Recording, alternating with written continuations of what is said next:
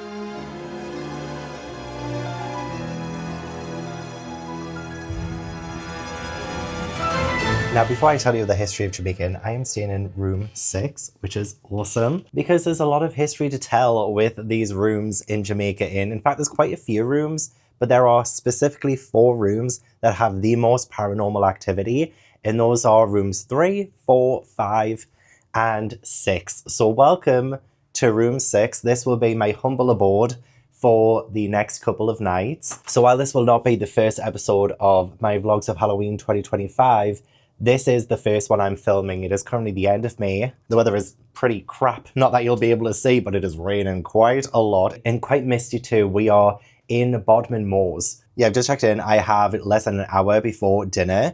But before I do that, we need to open the house Prosecco. This is just like when I went to the Golden Fleece Inn in York a couple of years ago. Okay, firstly, I do want to say that this video is mostly going to be me actually reading Jamaica Inn while in Jamaica Inn. So I've done videos like this in the past where I've read Dracula in Whitby and I've read Robin Hood in Sherwood Forest. So this isn't going to be one of my haunted adventure location vlogs where I try and investigate the paranormal. It's not going to be quite like that. This is reading a spooky book in a spooky location where it's kind of set. So if you haven't actually checked out my Dracula and Whitby vlog or my Robin Hood and Sherwood Forest vlog, I will link them down below. But yeah, I thought for vlogs of Halloween it would be fun to read Jamaica Inn for the first time. Ooh. This one is for the ghosties. Poured a little bit too quickly. Would you like one? And also, to curb your expectations as well, I do need to preface this because I do get comments all the time. I'm not a professional paranormal investigator, and that is not what I'm here to do today. I'm not going to be trying to prove or disprove the paranormal in this video. I go to spooky locations to read spooky books, and that's pretty much it. Anything else is a bonus. My key for the room is incredible. Also, it's very apt Very apt. There is some very interesting history behind Jamaica Inn and what led Daphne du Maurier to write it, so I do want to talk about that in this video. So there's a very handy information book, and there is a store here, like a gift shop, so I wonder if they have any cool Jamaica Inn history books that would be pretty cool to go through and maybe give you some more updated information. But just judging from the Welcome to Jamaica Inn little guide, it's already fallen apart. This wasn't me, I promise. The Jamaica Inn staff are watching this right now. I promise this is alright like this. So it does say here that the Jamaica Inn was built in the 1700s. So this building has been here for a good 400 years, if I can count. 300? 70. Okay, 300. I can't count. It was like it was already gone to my head. To be fair, I've had a very long day today. It was an 8-hour train journey, and then I had to wait half an hour for a taxi, and then it was a 20-minute taxi from the train station. It's been a long one, okay? Been a long one. So I'm going to ask every ghostie up in here to please be kind.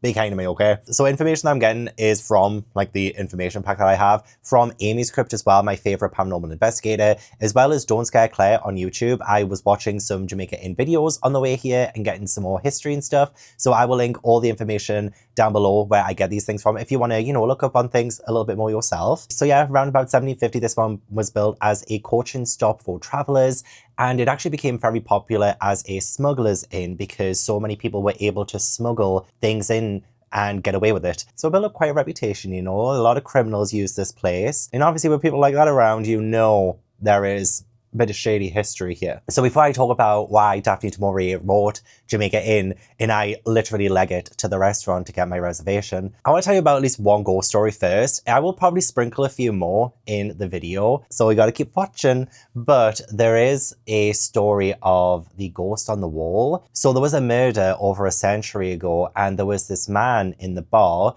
and he was drinking, he was having a good time, and a voice outside called for him. So he was called outside, he was lured, I hate that word, lured outside, and, you know, he left his drink, people watched him leave, but they never saw him come back. In fact, he was never seen alive again. The next day, his body was found in the moors, and to this day, nobody knows who killed him. So starting around about 1911, people started to see a guy who I think pretty much matches the man who disappeared. They started to see him on the wall outside. People have tried to like talk to this person, like they've seen him there, and then he just disappears before their eyes. So the staff here have called him Jack, and that's what people call him. And sometimes some of the poltergeist activity that happens here is credited to Jack.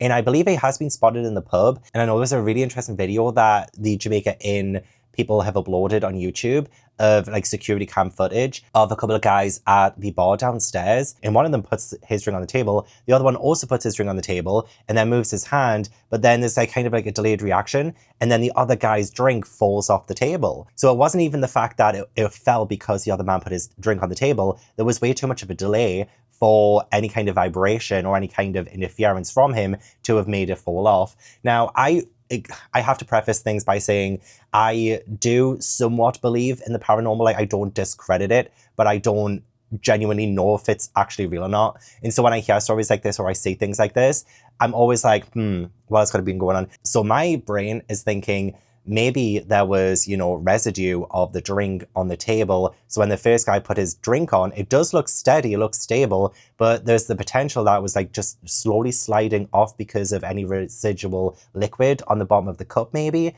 and it just like fell off that way. But it is very convincing watching that video and seeing that drink fall off the table. But I do believe that table is also referred to as Jack's table. So obviously that was probably him. And there was also another interesting video from downstairs of a phone that is on its hook, but it just randomly comes off. Now, the thing is, it's one of those phones where you have to kind of like lift it to take it off. But this phone, it's on the wall and the receiver just falls off. And it's almost as if something like lifted it up and dropped it. Obviously, some of the theories was, oh, maybe the vibrations of the wall, maybe someone was banging on the other side of the wall, but it was a Sunday night. And the person who was working there was, you know, alone at the time. And there obviously wasn't, you know, loud banging or anything powerful enough to cause those vibrations to take the phone off the wall, you know? So yeah, like, very interesting. It depends on if you believe things like that, whether you think it was maybe Jack or something. But there are other stories. I will sprinkle some throughout. Can be quite, you know, scary. And obviously I am just a little bit concerned that I am sleeping in a room reputed to have paranormal activity in it. But I'm just going to drink my Prosecco, look pretty, and read Jamaica Inn by Daphne du Maurier. There's only so many angles I can put you for this because, like, this is a very small room. It's not very big. There's a pretty creepy looking wardrobe over there, which I can show you at some other time.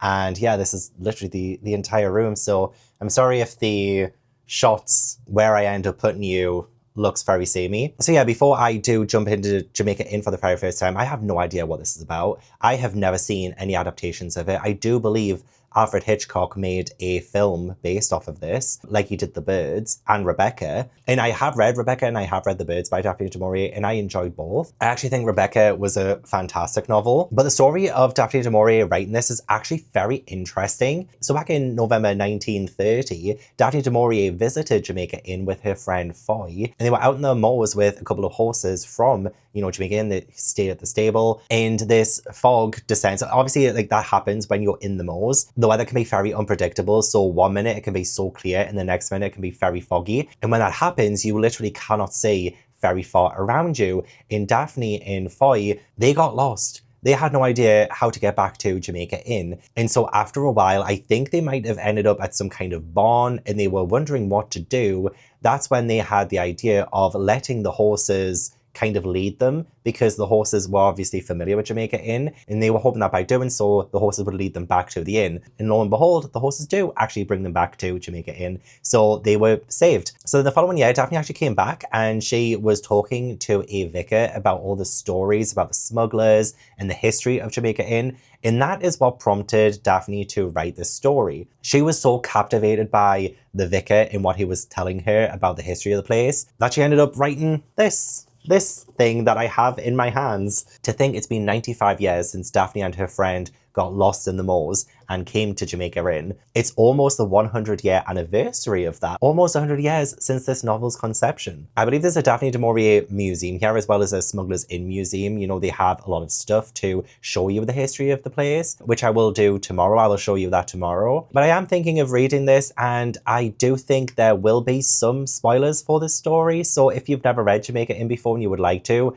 I would recommend reading it first and then coming back to this video. I think with this being such a classic that at this point it's kind of hard to spoil, but I do want to talk about plot points and all of that. Maybe see if I can find some specific locations from this novel and talk to you about them and show you them. So I feel like this would be a very hard vlog to do without spoilers. So keep that in mind. Absolutely fine to come back to this video once you've read the book, and then you won't be spoiled for it. Unless you have no interest whatsoever in reading this book and you just want to see me drink a Prosecco, living amongst ghosts, then fair play to you, welcome in. With that said, I cannot start this yet. I do need to go to my dinner reservation. I'm so hungry. But eek, we are back, bitches.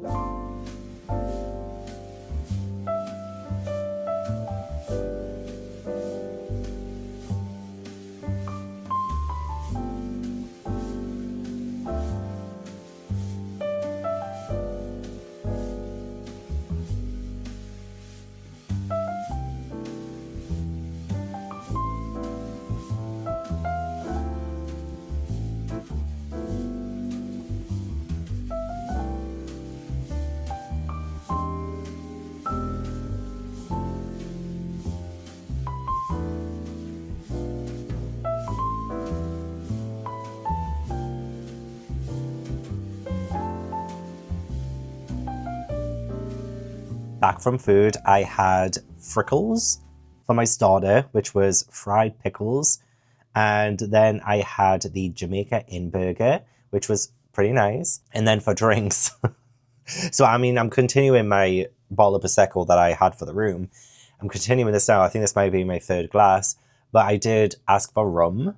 So I got rum, and it was like Dead Man's Fingers rum cherry. And I didn't realize it would be like this. It will be like this. So I was like, well, that's not enough. So I ordered a glass of red wine as well.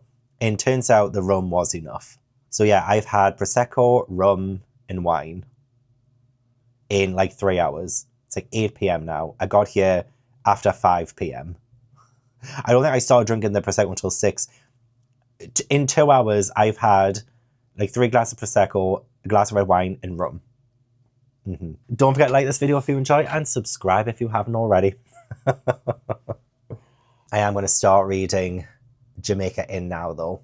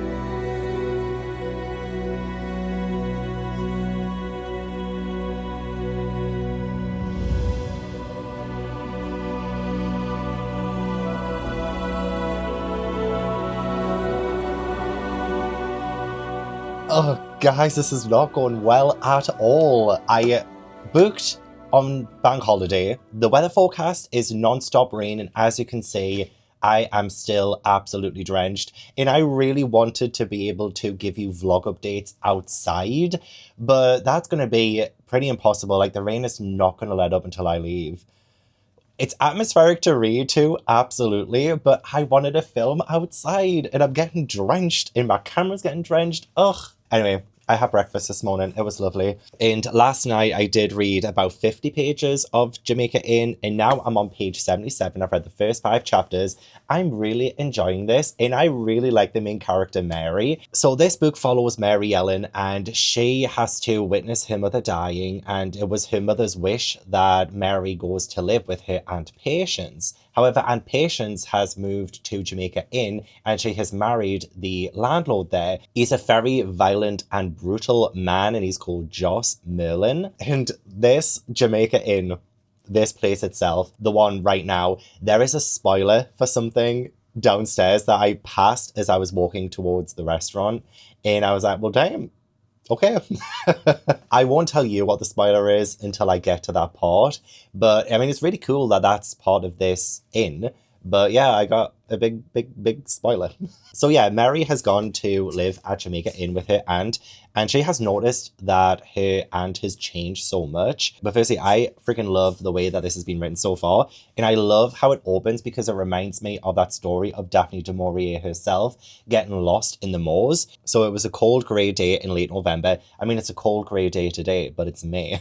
I should have come in November. The weather had changed overnight when a backing wind brought a granite sky and a mizzling rain with it. And although it was now only a little after 2 o'clock in the afternoon, the pallor of a winter evening seemed to close upon the hills, cloaking them in mist. And that just sounds to me like, you know, Daphne's own experience when she was like surrounded by mist in the moors and got lost. So I kind of love that she's bringing her own personal experiences into the writing of the story and how she's describing the story, because I can feel it and I can see it myself. This was a lashing, pitiless rain that stung the windows of the coach, and it soaked into a hard and barren soil. No trees here save one or two that stretched bare branches to the four winds, bent and twisted from centuries of storm, and so black were they by time and tempest that even if spring did breathe on such a place, no buds would dare come to leaf for fear the late frost should kill them. And like the fact that we have Mary coming to Jamaica Inn, this just acts as like such a great visual, and you know, like the barrenness of it, the idea that the flowers of spring won't even dare to approach because they have this fear that they might get killed. And so yeah, that kind of like sets the stage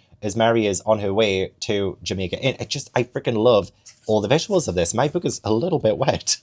So with Mary coming to Jamaica Inn, we already have a sense that there's something wrong with the place. In the coach person, the person driving the coach, it is very apprehensive about going to Jamaica Inn and dropping off a woman at Jamaica Inn. He's like, this is no place for a girl. And so Mary is like, well, I'm going anyway. My Aunt Patience is married to the landlord. And they're like, oh, okay. And there's like this really weird thing about it. People won't really say what the matter is, but there's like this sense of foreboding in the background. Jamaica's got a bad name. Queer tales get about, you know how it is, but I don't want to make any trouble. Respectable folk don't go to Jamaica anymore. So you're kind of wondering, what's going on here? And I don't really think this is a ghost story. I think this is mostly because it is to do with the smugglers and like the criminals that use this place. And it just kind of say that on the back. Mary discovers that the inn is a front for a lawless gang of criminals and is unwillingly dragged into their dangerous world of smuggling and murder. Oh, when she meets her Uncle Joss, he's absolutely creepy. He's awful. Having you a kiss for your Uncle Joss. And you can tell that he's been awful to Aunt Patience, because when Mary sees Aunt Patience for the first time in a few years, she sees that she is like this poor tattered creature dressed now like a slattern. Not really sure what a slattern is, but you do have this visual that Aunt Patience has kind of withered in on herself. She's not the same person. She's kind of lost her spark, and Mary is pissed about that. But this is where I freaking love Mary. So she actually stands up to Joss like on the very first like day of meeting him. He tells her, I tell you what it is, Mary Ellen, I'm master in this house and I'll have you know it. You'll do as you're told and help in the house and serve my customers, and I'll not lay a finger on you. But by God, if you open your mouth and squawk, I'll break you until you eat out of my hand, the same as your aunt yonder. Terrible, terrible person. Mary replies, I understand you. I'm not curious by nature and I've never gossiped in my life. Doesn't matter to me what you do at the inn or what company you keep. I'll do my work about the house and you'll have no cause to grumble. But if you hurt my Aunt Patience in any way, I tell you this. I'll leave Jamaica Inn straight away and I'll find the magistrate and bring him here and have the law on you. And then try and break me if you like. Amazing. Amazing. Like, amazing. Like, she's standing up to him straight away. And obviously, like, well, he kind of likes her spunk in a way, but it does mean that she is a little bit in danger, you know, like to stand up to this man. And he threatens violence in pretty much every scene he's in. He's genuinely a despicable human being. When Mary asks her aunt what's in the barred room at the end of the passage, a strange expression crept upon the woman's face and her great hollow eyes stared across the table in terror. So I don't think like this is a horror or anything like that, or supernatural, but I could be wrong. The way that the characters are acting towards what's happening at this inn does fill me with dread. It does fill me with horror. And it's really creepy as well when Mary's in bed and she can hear all the goings on outside, and she can hear dragging, she can hear like shouts and things. And there's even like the implication that there might be murder, because she sees this swinging noose and she hears someone say, that's murder you'd have me do, Mr. Merlin. There's no other name for it. It's common murder.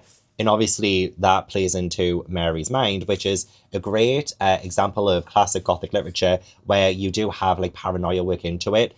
You have the fear of the unknown, and that works into your brain and your psyche. And for the main character, like it happens a lot in Anne Radcliffe's books, for instance. And it's been a while since I read Rebecca, so I can't remember exactly how Daphne du Maurier wrote that one, and if she also incorporated elements of that in it. Ugh, my hair, oh my gosh. So Mary will not leave without her aunt, and her aunt won't budge. So she's kind of like trapped there for now. I'm excited to see if she does end up convincing her aunt to leave and how she manages to escape the situation. But the last thing I want to briefly mention before I go exploring is I believe there might be some kind of like enemies to lovers in this, potentially, and it seems a little bit messy already, and I'm kind of eating it up. I didn't read the summary on the back before this, but I do believe that the man we meet on page 66, or 65 even, is going to be the love interest, and it's her Uncle Joss's brother, Jem. So really her step-uncle by marriage? Is that right?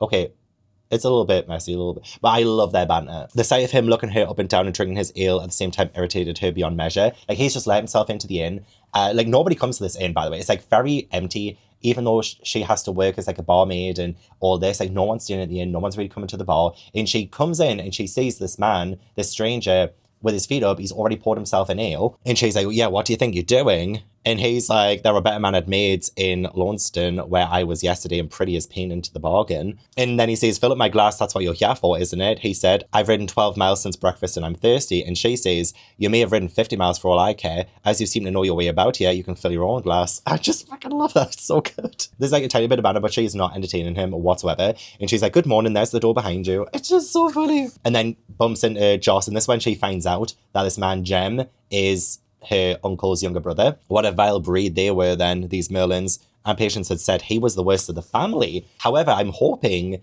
that maybe Jem is the underdog of the family, maybe the one who breaks the cycle of abuse. It actually knows how to treat women well. He does apologise for the way he spoke to her earlier, and he explains how he thought Joss had just found her in one of the towns and brought her back as his fancy lady.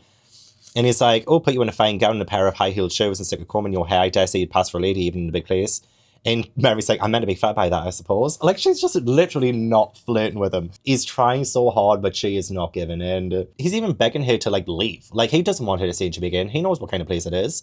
Why don't you run away? I'd say you on the road to Bodmin, all right? And she's like, I don't need any help. I can look after myself. But she's also very apprehensive of having an ally or a friend who is related to Joss, obviously, because Joss is an awful person. So she doesn't know if she can trust him yet. So she isn't giving him anything right now. She's been very, very smart. She is not going to trust him whatsoever. She's not just going to let his good looks sway her. She is actually such a fantastic protagonist so far. I really do like her. So yeah, 77 pages in. The book is only 302 pages. So I have over like 230-ish pages to go.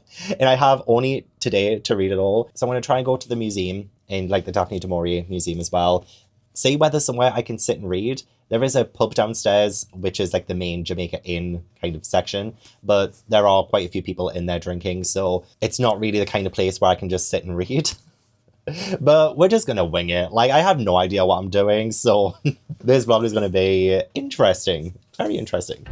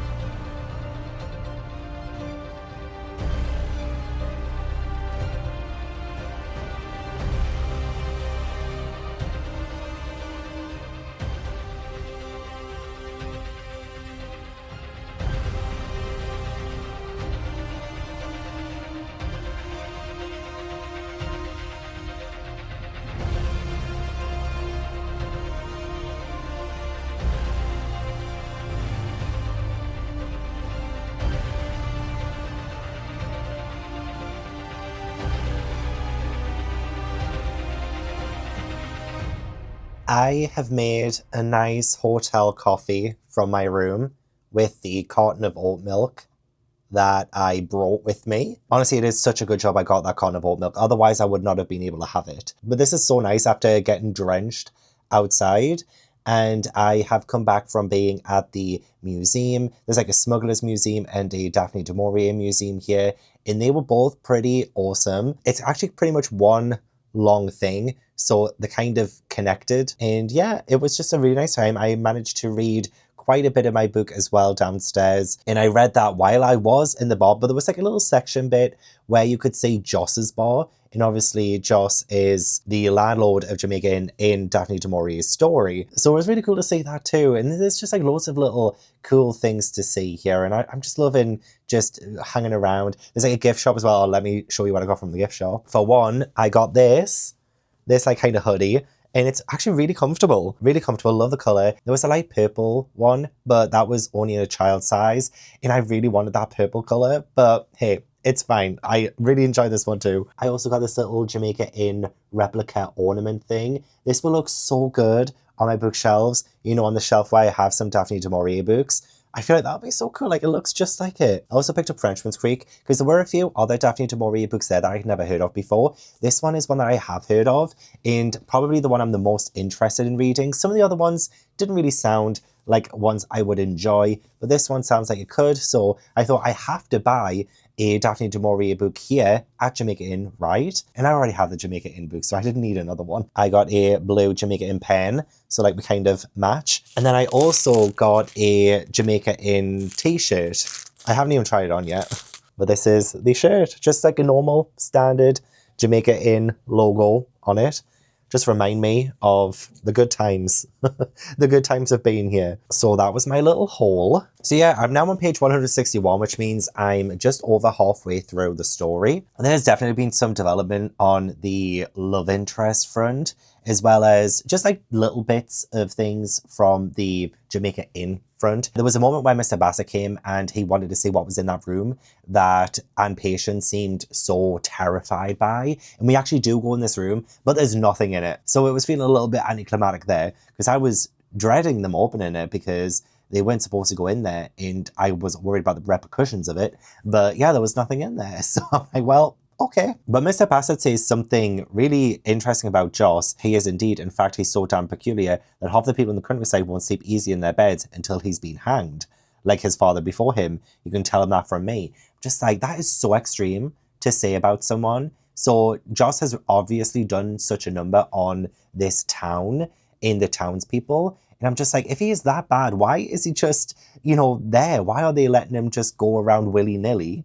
When really it sounds like he should be stopped. I mean, we know he should be stopped because he seems very, very abusive to Anne Patience. And we later find out in the conversation as well between Joss and Mary that Joss has actually killed before. And it was really, I don't want to read it out loud and I don't really want to say it out loud, but he killed a mother and her baby. And like, he let them drown. He like bashed her in with a stone as she was asking and pleading for help, coming in from, I think it was like a shipwreck or something, and he just let them drown. Awful. Absolutely awful. So he is quite scary still, and one interesting thing about Joss is that he has these nightmares, not when he's sober, but only when he drinks, and he drinks a lot, but he has memories when he's drunk. And he remembers, I guess, a lot of the lives that he's taken, a lot of the characters he's been in the past that he's kind of crossed wrong. And he seems genuinely terrified by it and scared by it. So it seems like he's haunted. He is haunted. But again, nothing supernatural or anything has happened. Mary also covers for Jem when Mr. Barrett asks, have you seen anything of your uncle's younger brother, Jem? And Mary says no. And she's like, why did I say no? Why am I unwittingly protecting this handsome man? Before I move on to the romance of this, we meet Francis Davy during this section that I read, and he is the vicar of Altanum, and he seems like such an amazing person to Mary because he listens to her, he believes her when, you know, she is confident enough to tell him about the stuff at Jamaica Inn, but he's like, none of that will hold up in a court of law, but you've got to be smart about this, you've got to be wise about this, but you can trust me. You can trust me. And I'm hoping, because he is a vicar, that this is a good connection to have. that he will not betray her, he will not go back on his word, that he is actually someone to trust. And hopefully it doesn't turn out to be a corrupt, vicar or anything. But I do think maybe this has ties to Daphne du Maurier herself. A year after she got lost in the moors and she came back to Jamaica Inn and she listened to all the stories about Jamaica Inn, and that's what inspired her to write this book. I wonder if this vicar is loosely inspired by the person she spoke to, because I think it was a vicar or some kind of priest who was telling her all those stories. So I feel like maybe the context clues are there. She tells the vicar a man was killed that night, when she was seeing all the things and people coming into Jamaica Inn and she was seeing the smuggling firsthand. She says a man was killed that night. I saw the rope hanging from the beam downstairs. Never told anyone before. But the vicar tells her a little bit later, it was quite possible that he was never killed at all for that matter. Forgive me, but I think you allowed your imagination to run away with you over that. You know how I said before about how a lot of Gothic classics had characters being paranoid, or it was taking a look into their psyche. Their imagination was running wild, but that was because other things were at play there. I like how that is also brought into it, because I am very interested to see if it was something that Mary maybe subconsciously saw without actually saying, and to see if that turns out to be true. If that actually happened. I love the descriptions of the moors, and I really do wish that I could go out and see them, but it's still so foggy, so rainy, so windy. I don't drive. I would get lost. I would get lost like Daphne du Maurier herself. So I can't exactly go out into the moors and show you either. Because yeah, it's too wet out there. Had this been better planned, I could have done that. Oh, I'm gutted. Absolutely gutted. So this little romance with Jem, Mary ends up coming across his cottage by accident. And he hasn't washed for 3 days. Yeah, nasty. And she pretty much takes it upon herself to clean the place up and stuff. The role of women in this, and Jem mentions this as well, about how they are just naturally destined to clean the house or cook in the kitchen and stuff like that. Obviously, that's very dated. The role of the woman in the household is something that I feel has evolved over time. This was written a long time ago, so I'm more inclined to forgive it. But to have Jem just be like, Mary, make my dinner, and she does, it just, I didn't love that. And he says, I always say there's 2 things women ought to do by instinct, and cooking's one of them. So Jem, his morals, his beliefs, his stance on women, not great. But again, different time period. But I love that Mary says, you'd have to pay me too much. You'd never have enough money for what I'd ask. And so Mary is still biting back. She's still giving as good as she gets. And even tells him, you and your brother were born twisted and evil. So I'm like, Mary, quite contrary. How do you fall in love with this man and kiss him and say at one point, only 20, 30 pages later, drop my bookmark, how you could potentially love him? How? Mary.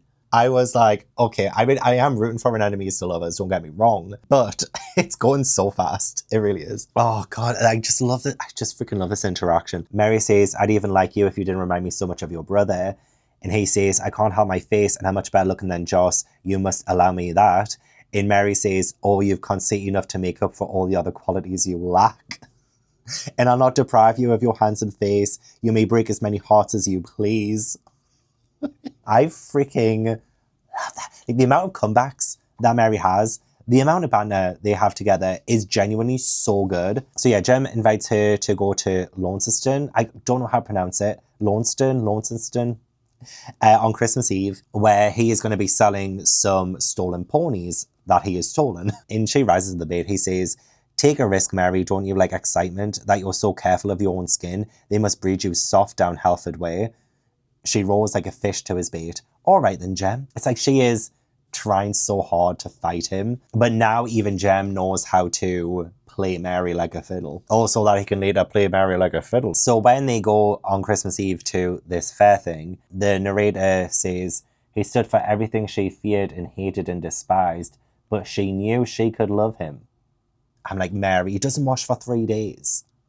I thought you had a little bit more class and decorum, Mary. Just make sure you clean beneath his Jamaica force skin, if you know what I mean. He does say he's never killed a man yet, which is good. I feel like I can approve of this because he does sound like he's not like his brother, which is what we want. And he is a pretty fantastic thief. I mean, I do think he got caught. It's kind of up in the air by the end of this chapter.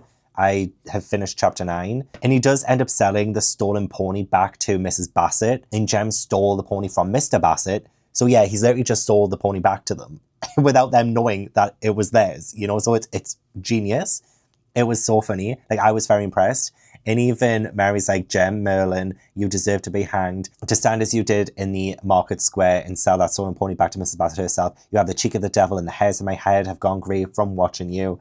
He threw back his head and laughed, and she could not resist him. Their laughter echoed in the street until people turned to look at them. So, like, they are having fun. They're having a very fun time. He's made her laugh, even though what he did was awful and against the law. It could get him hanged. But yeah, Jem dragged Mary under cover of a doorway, his arms around her shoulders, and he turned her face against him and held her with his hands and kissed her. So they've kissed now. It hasn't really gone more than that, because when she tells him to get the carriage and whatnot to take her home, he ends up kind of disappearing on her, and she tries to find him. And this is why I'm like a little bit confused, so I do need to read more on. But people tell her, oh, your friend's been gone 20 minutes or more. There was a man with him.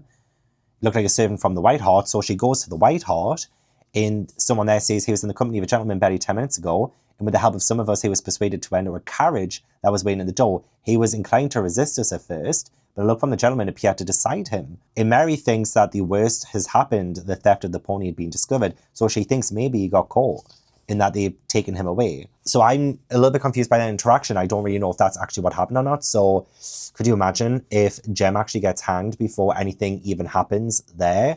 And if Mary tries to save him or whatever? I don't know. I genuinely have no idea what's going on. But I'm still really enjoying this so much. And it's absolutely fantastic reading this here in actual Jamaica Inn and seeing it all play out in my head in the places that I visited today and yesterday. So even though I haven't finished this yet, I would say just as an experience, I think you should come here and read it yourself. As an experience. And then maybe even, there's a TV right there, watch this vlog on the TV afterwards.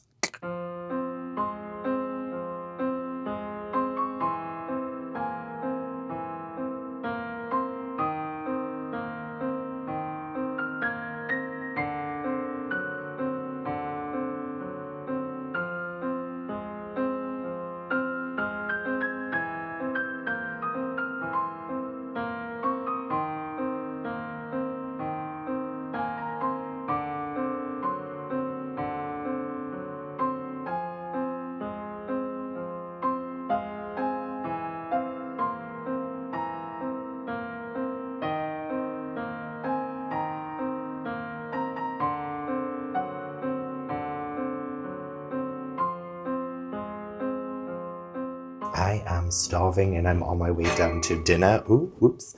And I'm taking Jamaica Inn with me because I am at a part where it's made me literally go shit. So I'm very excited to continue on. And yeah, also this hallway is reported to be haunted.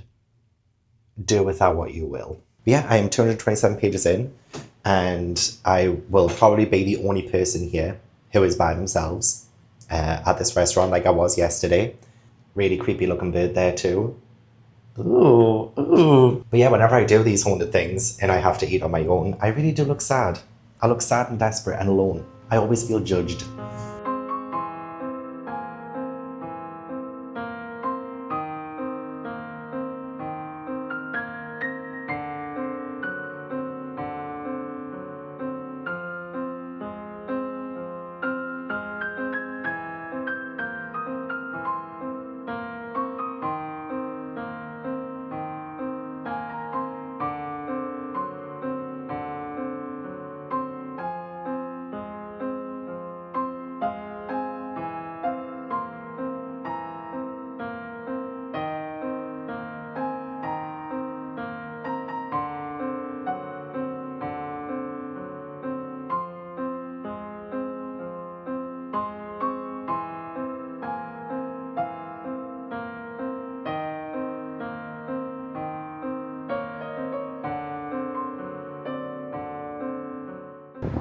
My room is just along there because I can see that from my window.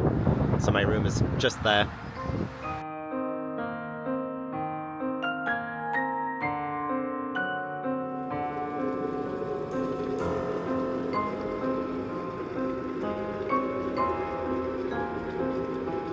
I am back in my hotel room. I've made myself a tea. This is a decaffeinated English breakfast tea. Just another one of those hotel ones that they leave in the room. Because I really want to cozy down and finish Jamaica Inn tonight, I did end up having a glass of rosé. So I've had so many different varieties of alcohol during my stay here. Haven't even been here 48 hours. The dinner was so nice. I had prawn cocktail for starter. Then I had the Cornish dressed crab, which was very, very nice as well. And I did manage to get another chapter read of Jamaica Inn while I was sitting there all by myself. So now I'm on page 244. So I have about 80 pages of story to catch you up on. It's been incredibly intense. And the last thing I read is the spoiler that is planted on the ground of Jamaica Inn inside the bar. So I will show you it now. Joss does get murdered, and he got murdered at the end of chapter 14 where I just read it, and he got murdered inside the inn, and I have no idea who did it because so many things happened since I last left you. So we do find out a little bit more about what Joss does as the owner of Jamaica Inn and the awful things as well. Like, we've gotten bits and pieces, but we really get so much more confirmation of him being a wrecker. So essentially they lead ships to the rocks with these false lights, pretending they're a beacon, and they end up leading these ships to come aground, to go into rocks, to end up getting beached and have a shipwreck. They do that on purpose, and then they murder the people who are trying to get off the ship, and then they steal what they have. So that is like a lot of the awful stuff that happens, and like the recurring dreams that Joss has as well, of like the faces of his victims. And when he killed that poor woman and her child, like that is all to do with the fact that they have been running ships aground and stealing their stuff. And so there is a new ship coming in. So Mary tells the vicar, and she goes back to Jamaica Inn. However, the carriage is stopped, and Joss ends up coming across Mary. And what he ends up doing is taking her to the cliffs where they do this awful thing and force her to witness what they do. She does try to escape, and it was very nail-biting, that scene of her getting out of the carriage and trying to run away, but getting stopped by Harry the peddler. Making her watch what they do is genuinely so upsetting. She heard the cry that had been hers become the cry of others and fill the air with sound. She even tries to stop it at one point, where she has no chance of stopping it, but she even, you know, after she made like a little bit of escape from Harry, she made herself known so that she could try and wave to them and get them to stop, which was so futile, but she still ended up doing that, putting herself in harm's way. Like, that is so impressive. Oh, and just hearing what they do with the bodies as well. When the first body was brought to show, mercifully spent and gone, they clustered around it, diving amongst the remains with questing, groping hands, picking it clean as a bone, and when they had stripped it bare, tearing even at the smashed fingers in search of rings. Like, they are vultures. Like, Joss and his team of people, the smugglers and the murderers and everything, they are vultures. They are vile. And the fact that Mary is in amongst all of this, having to bear witness to it, is so awful. They're even killing people who are trying to get away. And I love the way that chapter 11 finishes. She remembered suddenly that it was Christmas Day. I think that's brutal. That is brutal. Christmas is like supposed to be one of those most joyful times of the year, but we've just had this awful thing happen. She remembered suddenly that it was Christmas Day. Like, the irony of that, the brutality of that, the awfulness of that, it just, oh, this is so well written. So obviously that's traumatizing for Mary. It would be traumatizing for me. And a few days later, after she's like woken up from that trauma, is this good enough to drink now? Oh, no, it's not. Joss says that they're finished. I tell you, the game is up. Now it's too late. The end has come. The whole country apparently knows about it. And even Harry tells them the country's gone up in smoke. Every cluttering tongue in Cornwall, from the Tamar to St. Ives. I was in Bodmin this forenoon. The town was ringing with it, and they're hot, mad for blood and justice too. Harry says he's got to run for it, but Joss doesn't really want to do that. He doesn't want to leave Jamaica Inn and give that up. But then Joss does come around and he's like, okay, we're going to leave tomorrow. So Mary ends up getting like locked in her room. And I love this scene with Jem. So Jem has come back. He says to her, I owe you an apology. I desert you without excuse. On Christmas Eve, you can forgive me or not as you feel, but the reason for it that I can't give you, I'm sorry. So he's being very mysterious. He's not telling her why he like left her. And the thing is as well, Mary can't leave her room, so she's had to put her blanket down from the window and he's had to climb up it. However, the window also doesn't open wide enough to let him in without smashing it. And so like they're talking through this window, but then he starts to see like the cuts and the bruises on Mary because of what happened on Christmas Eve going into Christmas Day. And he smashes the window, he lets himself in because he wants to like, make sure that Mary is okay. Like, oh, like, it's so sweet. Yeah, he smashed the pane of glass with his fist, careless of the splitting sound of glass and the blood that spouted immediately from his hand. He lifted her in his arms and carried her to the bed and laid her down upon it. He shall die for this, he said. His death will not bring back the men he killed. I'm not thinking of them now. Say, I love him and I hate him. He goes on to say, women are frail things, Mary, for all their courage. You are best out of this business now. The issue lies with me. Like, why do you have to say things like that? Women are not real things. Come on. He's stuck in this mindset. I know. Still doesn't mean I have to like it. So why I was saying like shit before, like, oh my God, like, this is so intense and infuriating at the same time, is that Mary has this idea of, you know, telling Joss that her and Patience need a rest before they leave that night. Otherwise it'll be useless. So like he lets them go to their rooms. So Mary climbs out of her bedroom window because she's about to tell the vicar, the person who she trusts, the only person she really trusts, that Joss is going to make a run for it. And obviously they need justice to be served. They need to catch him. They need to save her and Patience from him. So she gets all the way there, which isn't an easy journey. It's like an hour there. And she has to make a run for it. She has to do it on foot. There's no one there. So she's like, oh, you know, it's Sunday. You'll be at the church. So she gets to the church. She sees a woman. And this woman says, I'm sorry, the vicar is from home. He went away today to preach in another parish many miles from here. He is not expected back in Alton tonight. And I was like, shit, like, he is the only person that she could talk to and convince to stop Joss from leaving that night and to save her and her aunt from him, to stop him from leaving, to stop him from escaping justice. So the nearest magistrate is Squire Bassett, who we've met before. So she ends up going there. He is not there either. And I was like, it's like, why?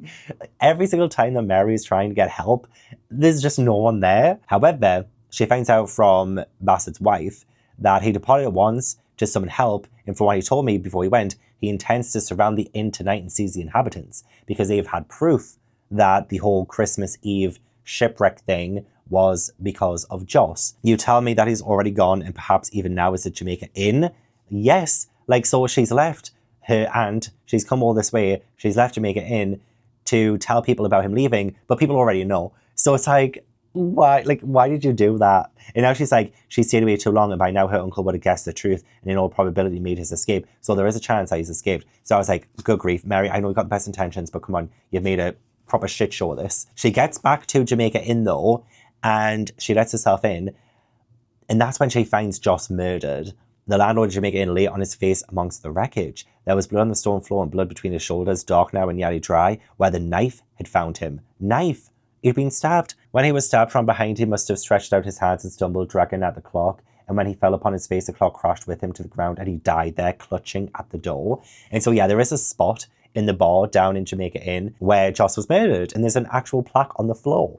Like, that is pretty cool, that this book is so influential to the real Jamaica Inn that they've actually put a fictional character's death on the floor. I wonder if anyone who hasn't actually read Jamaica Inn goes into the bar and sees that plaque on the floor and it's like, oh, why have they put a plaque for someone being murdered, like, right here? Like, that's weird. But yeah, I think I have about 60-ish pages to go. I will go and read those and finish the book off, let you know my final thoughts on it, what happens at the end. And it's still only like 9 p.m. Jamaica Inn doesn't actually close until 11 p.m. So I think when Jamaica Inn closes and there's not like as much noise like downstairs and stuff, I might try to communicate with the spirits of Jamaica Inn. I have read just a little bit further on, and if Mary had stayed at this inn, she could have been murdered. This is such an unflattering angle. She's now got some help, and she didn't go upstairs herself, but apparently there's another body there on the landing upstairs. I have bad news for you. Perhaps you expected it. Yes, said Mary. I don't think she suffered at all. She must have died at once. She was lying just inside the bedroom at the end of the passage. Stabbed like your uncle. She could have known nothing. My bedroom is at the end of the passage. I'm literally at the end. Rooms 5 and 6 are right at the end of the passage. It could have literally been this room where she got murdered. And I know it's just fiction. I know it's fictional. Oh, I wonder, have they not put a plaque up or anything for like the murder of Patience?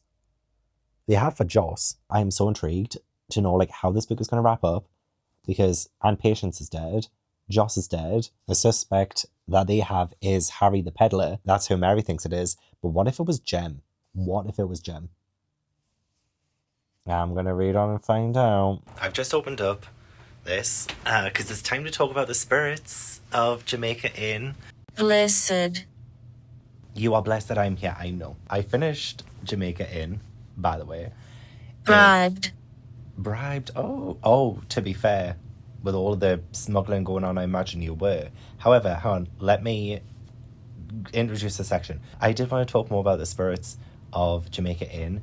I already talked about Jack, and yeah, a few other things have happened in Jamaica Inn.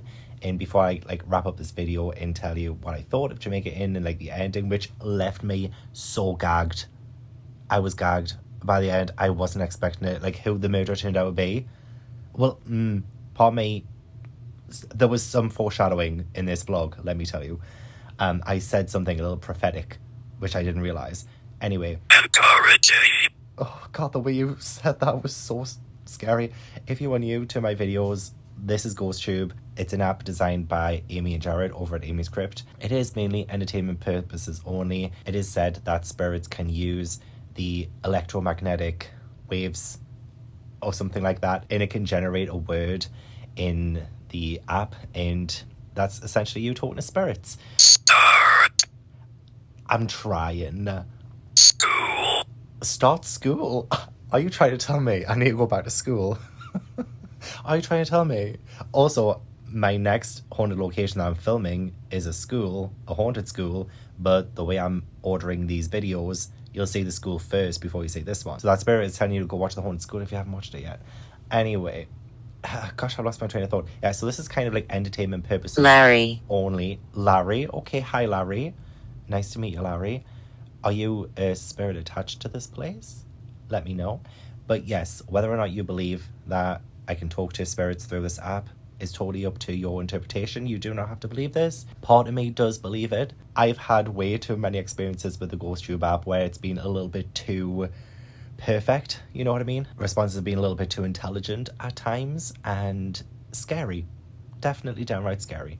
So there's a massive part of me that believes in this. So I continue to use it, and hopefully that's okay. So let me tell you more about some spirits. So Larry, if you want to just formulate some answers for me, let me know how you died. Let me know if you've stayed in this room before, room number 6. That would be great. I want to tell you about the fact that I was rewatching some Amy's Crypt myself. But in room 6, sometimes there is a shadow man that appears at that doorway and he watches the occupants sleep. At that doorway. At that doorway. So Larry, is that you? Or is it a different spirit that watches the occupants sleep in this room? Please let me know. And did you watch me sleep last night? Did you watch me sleep last night? Yes or no? Continue. Continue to watch me sleep? I'm looking over there just every now and then because I'm now a little bit paranoid. Also, while watching Amy's Crypt's video, I learned from Karen, who is one of the... Tombstone. Yikes. That's a creepy ass word there. Elaborate? Tombstone? Whose tombstone? Your tombstone? Where is this tombstone? There is a tombstone outside of Jamaica Inn, which I visited today. Oh, I should say if any names were on that, maybe that could be relevant. But yes, in Amy's Crypt video, Karen, the paranormal investigator here who works here, she mentioned that ever since January 2023, this room has overtaken the others for the most activity by spirits. So, yes, Spirit by Beyonce, featured on the Lion King soundtrack. Love that song. However, it does make me a little bit scared about this final night here, trying to sleep. Let me tell you, because I slept like a baby yesterday. I slept pretty well. Nothing happened. No taps, no knocks, nothing. It was a perfect night of sleep. Energy. Yeah, do you need some? Might I recommend Red Bull? If you're a drinker of that. Nasty. I've been a nasty girl, nasty. I've been a nasty girl, nasty. Oh, you're nasty. Yeah, the ghost can be pretty nasty to me. But other spirits who have been seen, in room 5, apparently there is a guy with this like tricone hat who appears. There's also been spirits of children seen in room number 3. So I'm very glad I'm not in room number 3. People can hear babies crying as well when there are no babies around. And just sounds of footsteps, you know, the usual hauntings that goes on. So, spirit, are you there? Are you in this room with me right now? I don't have a flashlight or anything, so I can't really turn Foolish. the lights off. I'm feeling a little foolish right now, yes. So I've got to keep a couple of the lamps on, but I still think it's quite atmospheric in here, wouldn't you say? Quite Outside. Outside. I'm not going outside. It's raining so hard outside and very windy. Very, very windy. But there is a ghost outside. Spotted at the wall. Jack. Say there. Oh. Don't worry. It's just this. It's either a spirit or it's some kind of interference from this. So it's just my microphone. Oh, how? Okay. This is not my microphone. What's over here? I don't know. So I would say like it without the main light. Leave now. No, I can't do that. I can't leave until tomorrow. So don't be a bitch, okay? Can't leave until the morning. I'm checking out in the morning. This is when my heart starts to race a little bit. But yeah, with the framed. Were you framed for maybe a murder that happened? We here? need. We need what? What do you need?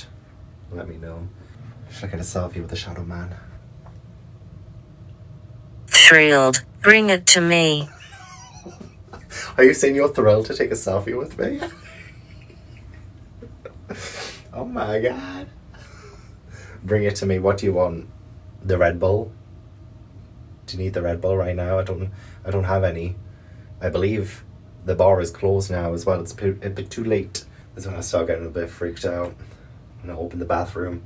We're gonna go in the bathroom, the haunted bathroom.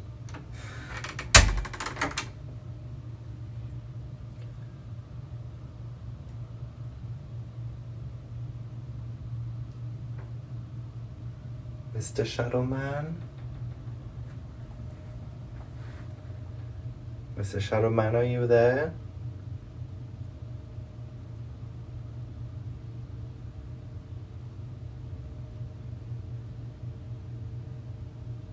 I would rather you not be, but if you are,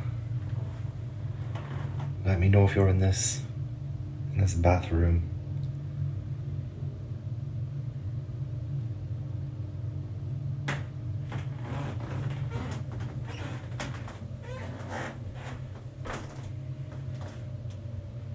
Phone. Phone, yes. Yes, it is. It is.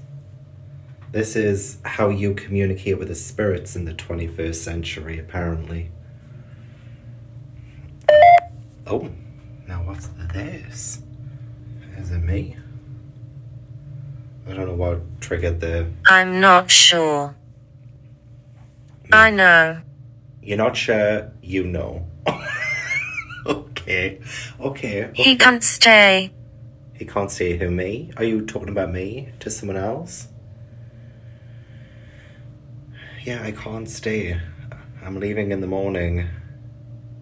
But also, this hoodie I think looks so good on me. I think the colour is fantastic. Traitor. Traitor? Who, me? What have I done? I ain't traded nothing. Or has someone betrayed you? Is there a traitor amongst us?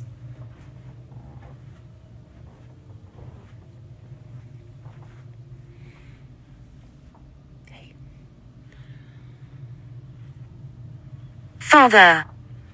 Did your father betray you? Is your father the traitor?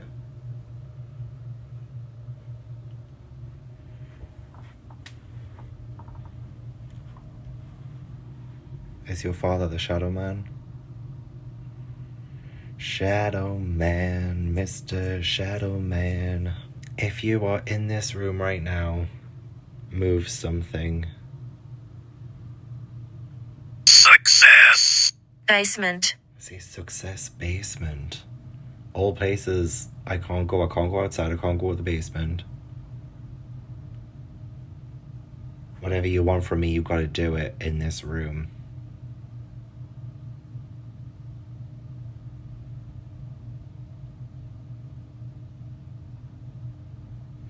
Okay, I'm closing this door now.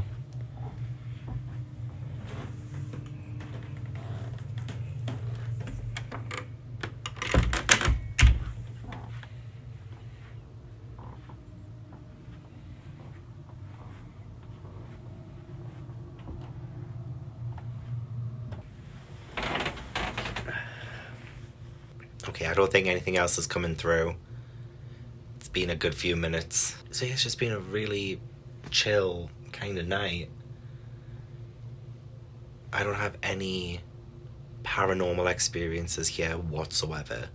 I haven't heard bangs. I haven't heard taps. I know sometimes people have said they've heard noises come from the wardrobe, but I feel like I have a couple of times, but I genuinely think it's just the wardrobe settling. I'm coming. When? Another room. Oh, another room? Okay. That's fine. That's fine. Just don't come to my room tonight. I actually want to sleep for tomorrow. But feel free to go to any of the other rooms. Absolutely. I support you. Something's coming. It's a house. I'll be under it in this blouse that I bought today. Witchcraft. Witchcraft. Witchcraft. Okay, now you. Following you. Oh, yeah. Following me on YouTube. Hit the subscribe button. Hit the like button. Witchcraft in. Fly. Fly. No way. No way. Now you're just sprouting random shit at me. Sentenced. Sentenced to death? Sentenced to life in prison? Because of the smuggling? Look, it's okay. What's in the past is in the past. Everyone deserves a second chance. The important thing is, are you sorry for what you did? Shall I find... They hide. They hide. They hide what? They smuggle. What's another Rituals. word? Oh, we got witchcraft, we got rituals. They hide. They hide the contraband. They hide the stuff that they've stolen in Jamaica Inn. Yeah, witchcraft, that really just piqued my interest. Was there people practicing witchcraft here? Oh. Scream. No thanks. This is all happening on my bed. Recently. Recently. I'm lost. Oh, you were lost recently? In the moors? I know Daphne du Maurier got lost in the moors. Did you get lost in the moors? Did you find your way here at Jamaica Inn? Also, guys, yeah, it's going crazy on my bed. There's nothing here. I don't know if maybe the bed has springs. Maybe that sets it off. Because apparently that... Do you know? Do you know the Muffin Man, the Muffin Man, the Muffin Man? Do I know what? Do I know what? Yeah, it's just like this random spot on the bed. So maybe it's the springs. It doesn't do it over here. Or over here. Oh, it does it right here, like next to my leg. Can you feel me? Can you feel it? Oh my god, can you stop singing, Gavin? You're fucking annoying. No, I can't. But I do know that there have been reports of people having their hair touched in room 6. That's really creepy. What brought you here? What brought me here? Well, I am reading Jamaica Inn in Jamaica Inn. How genius is that? How bloody amazing is that? I don't think anyone else has done that before in their entire lives. I think I'm the first person ever to do it. No, I'm probably not. But I don't think anyone else has done it on YouTube. You know what, actually, I should probably actually search that. Maybe someone else has. If anyone else has done this, I'll link it down below. But yeah, that's what brought me here. You know what, Larry? It would have been so nice to have come here with someone. A significant other someone, if you know what I mean. Sacrifice. I'm not gonna Upset. well, I'm not upset. I'm not gonna sacrifice anyone. But it would be really nice to just have a significant other to do these crazy adventures with. Because honestly, sitting downstairs having dinner alone is just... Every time, I'm like, I feel like people are watching me and looking at me and judging me. You know what I mean, Larry? I just turned 33 a couple of weeks ago. Still as single as the day I came out of my mum's vagina. Got any dating tips for us, Larry? Keep going. Oh, keep going in my search for love. Oh, stop, that's actually so lovely. This is the first time ghosts have been nice to me. Keep going. I will. Don't worry, I won't give up. One of these days, I will find myself a man to go on these crazy adventures with. Thank you so much for that. I really needed to hear that. 3. Tree? Okay. What, you think maybe I should... Oh, maybe I meet someone What are you doing? underneath a tree. What am I doing? I'm asking for advice. Gosh. Look, it's late. I've had a bottle of rosé. No, not a bottle, a glass. A glass of rosé. Good grief, not a bottle. And I'm just asking for advice from Larry. Who are you? You're obviously not Larry. You've told me like that. I must admit, I'm not... Aunt. Oh. Are you Larry's aunt? Or are you talking about Aunt Patience from Jamaica Inn? The book? Bless her. I was kind of sad that she died in the book. Did she die in this room? Do you know? Anyway, I guess that's my agony aunt. Agony aunt? Maybe. Throat. Oh. You think I should use it more? In my pursuit of love. Look, I'm not that kind of gal. Okay? But yeah, as I was saying, maybe, like, Larry is my agony aunt. That's why aunt came through. Because, you know, I presented a problem. She told me. She told me? What? Someone told you? Is Larry a woman? And is she already spreading my secrets? Oh, I think the lights went a little bit thingy there. Kind of flashed a little bit. Right, well, I'm going to love and leave you, Larry. Just stop spreading shit, okay? Don't tell everyone what I've been saying. Okay, so you know how I briefly mentioned corrupt vicar before? Like yesterday? Why did I doubt Jem? Why did I doubt him? Why did I think he was the murderer? But in my defense, Mary also thought he was the one who killed her aunt and Joss.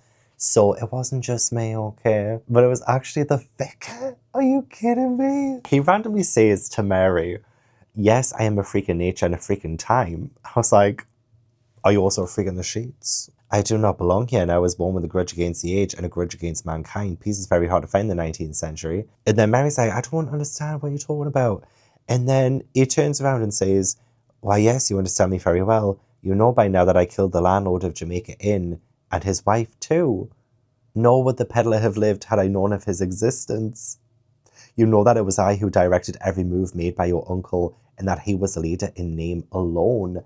There was briefly mention before that potentially Joss has a superior, a higher up. And honestly, I was starting to think maybe it's Jem for some of this. I was like, oh, maybe it's Jem. It's the bloody vicar. He was like a child in the game, powerless without my orders. We were successful and he served me well. No other man knew the secret of our partnership. Oh my God. I was honestly so flabbergasted by this reveal. I genuinely had no idea. I briefly mentioned corrupt priest, corrupt vicar earlier, but I wasn't 100% serious about it. But it seems like my subconscious had other ideas. Oh, my subconscious is so smart. He brought his own death upon himself by disobedience. Had you been in Jamaica Inn last night when I passed by you two? No, you would not have died. So you wouldn't have killed her. This was a pretty exciting ending because he does take Mary away and they're running. And there's this scene with like some bloodhounds, and some bloodhounds are following them because the people, like the squire, like people in the village, they know that it's him and they're chasing after him. And yeah, he's got Mary, and you can hear the wailings of the bloodhounds in the background, and you know, it's really foggy again on the moors, and it's just so atmospheric, so exciting to see the bloodhounds getting closer and closer. And there's like all this fog, and then even Jem has a gun and he shoots and it just misses Mary, but he can't see because it's too foggy. It just misses Mary, but then they do get the vicar. So that was really fun. That was a really good kind of like ending to it. And then Mary and Jem are running off together. I'm kind of liking the fact that this is wrapped up pretty nicely. Like it has a bit of a happy ending. I mean, poor Aunt Patience. You know, she didn't deserve it. But Jem, he says, if you come with me, it will be a hard life and a wild one at times, Mary, with no biding anywhere, in little rest and comfort. Men are ill companions when the mood takes them, and I, God knows, the worst of them. You'll get a poor exchange for your farm and small prospect of the peace you crave. I'll take the risk, Jem, and chance your moods. Do you love me, Mary? I believe so, Jem. Better than Helford? I can't answer that. Why are you sitting here beside me then? Because I want to. Because I must. Because now and forevermore, this is where I belong to be, said Mary. And that's how the book pretty much ends. They go off together. And I was like, that is so sweet. I mean, I'm hoping Mary reforms Jem and makes him less of a misogynist. But I love this for Mary. You know, she deserves happiness. She deserves more adventure. She's always kind of longed for adventure while also craving home. So it's going to be interesting. Well, it's going to be interesting to see.